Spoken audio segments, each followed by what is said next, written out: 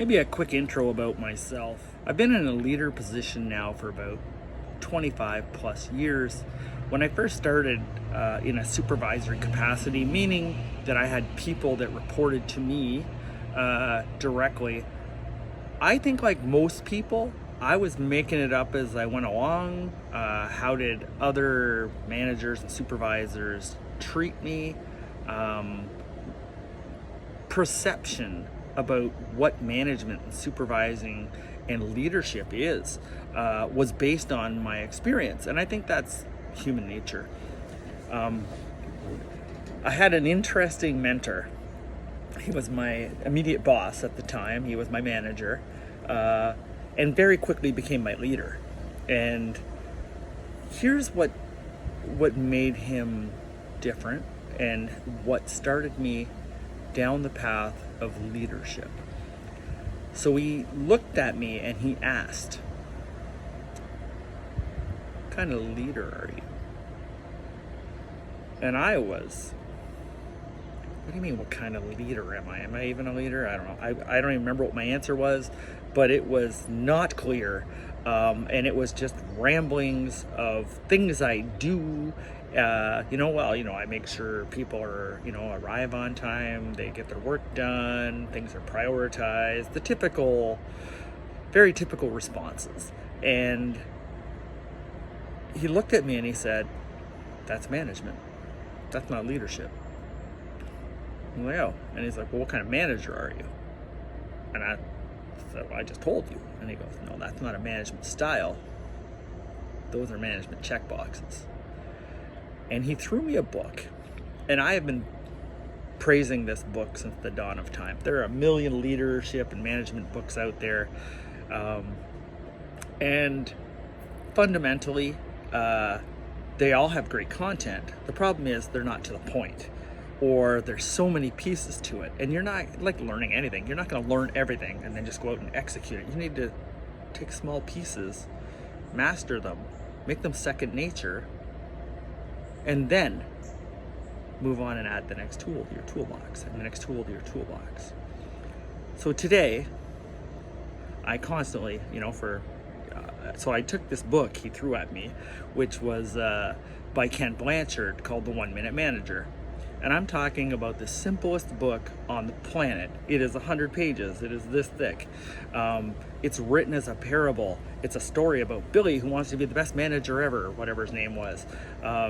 They've revised it a little bit over the years. Now I think it's called The New 1 Minute Manager, but if you're interested in it, have a look. But I make everybody report to me who reports to me, and I have for 2 decades now, understand 1 minute management. If they adopt it and move forward, it's probably going to help them. At least help them understand that a management style is super important. Or it's going to help them understand me. And one of the successes as an employee is being able to manage your leader. And if your leader has clear expectations and understand, you understand their style and what they need and want from you, you're going to be a lot more successful too. So it's always been good that now if someone says, "Hey, what kind of manager are you?"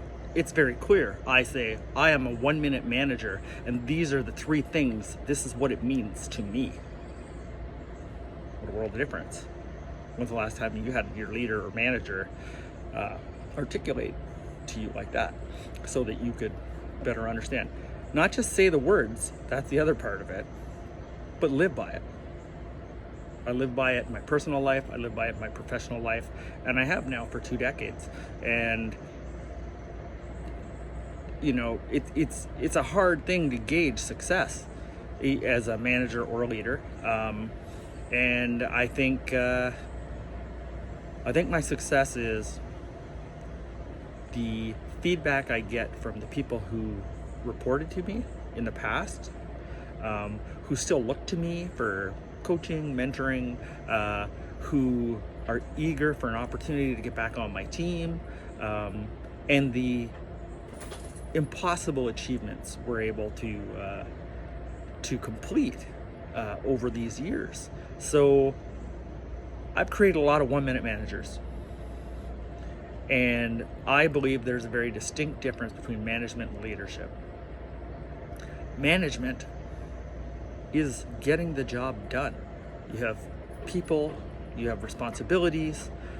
There's checkbox things that have to be done. The HR pieces, the timekeeping, the typical kind of stuff, the prioritization, the setting goals for your team, the achieving these goals. Those are all management. And the term leadership to me is hearts and minds. You can have a different opinion. That's entirely your choice. But for me, management are tasks, right? Leadership is hearts and minds. If you're a leader, by my definition, you are also a manager, because you cannot be a successful leader if you're not a successful manager. But not all managers are leaders. We've all reported to that guy or that lady that you wouldn't follow them in or go over and above. You do them exactly what's needed and nothing more, nothing less. That's a manager. That's not a leader. Leader is the person who's like, hey, they respect you. They try and make you as successful as possible. Their interests are you and the team as a whole and the success of it, right? I believe that leaders care more about their people than they do about their own progression. Great leaders will rise up through the ranks, through building and developing the best possible teams out there with respect, clear communication, trust, the biggest thing on there. I think those are three very critical pieces to success, and good leaders build great future leaders. And most importantly, you need to be able to articulate what kind of a leader you are, just like what kind of manager you are. So 1 Minute Management is my management style by Ken Blanchard. There's a million styles out there. I'm not saying you need to be a 1 minute manager, but get a management style. Research them, figure them out. What one aligns to your personality and the way that you move forward, and think about where you want to be. Not really that complicated. Leadership style is exactly the same. It doesn't happen overnight. Become a great manager. Then pick the leadership style that works for you. And there's a million out there.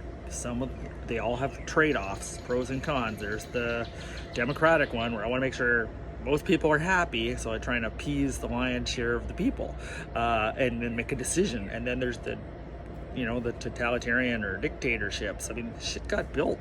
Worlds were developed with all these leadership styles. There's pros and cons to all of them, and understanding them. So I'm sure if you aren't thinking about it, but right now it's like, okay, well, what kind of leadership style are you? And my leadership style is called situational leadership. So I am a 1 minute manager and a situational leader. That is the answer to the question that was posed to me 25 plus years ago. That's what I do. That's who I am. My heart and soul. I'm a 1 minute manager and I'm a situational leader. Situational leadership is really only 4 things, fundamentally. My toolbox as a manager and a leader is conceptually 7 things. And in the good times, when things are going smoothly, it's easy to manage and it's easy to lead. And when stuff gets tough, I look back to these 7 pieces. And I can assure you that in the last 2 decades that I have been an active situational leader and a 1 minute manager, that in the difficult times, when high pressure, really uncomfortable situations, all the foundation that was laid previously makes life a lot easier. And I don't have to try and reinvent the wheel. I just go back to the basics and make sure all the boxes are checked in my management style. and that I've done the right thing in my situational leadership style. And that has helped me. That has made my life easier. I don't have to make it up as I go along. It's just who I am.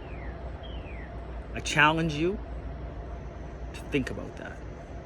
Think about what kind of leader you are and what kind of leader you want to be. Think about what kind of manager you are, what kind of manager you want to be. And then find your style and live it. Okay? Now, my average, I've worked for a lot of phenomenal leaders. I've been very fortunate. I've had a lot of great leaders over the years, and I've had a lot of terrible bosses. I can't even say terrible leaders because they weren't leaders. They didn't have my heart and mind. They're just, what do you need me to do? You're going to get exactly what you get out of it, right? Yeah, I can't, you try and set the seed and do your thing, but it is what it is. But the good part about the big corporate world especially is it's all time, right? It's like, ooh, there's a great leader, there's the valley. There's another good leader with some potential, there's the valley. There's one that's not too bad. Get by as they move around and you move around. But when you're working for a great leader, the whole world's a better place. We need more great leaders.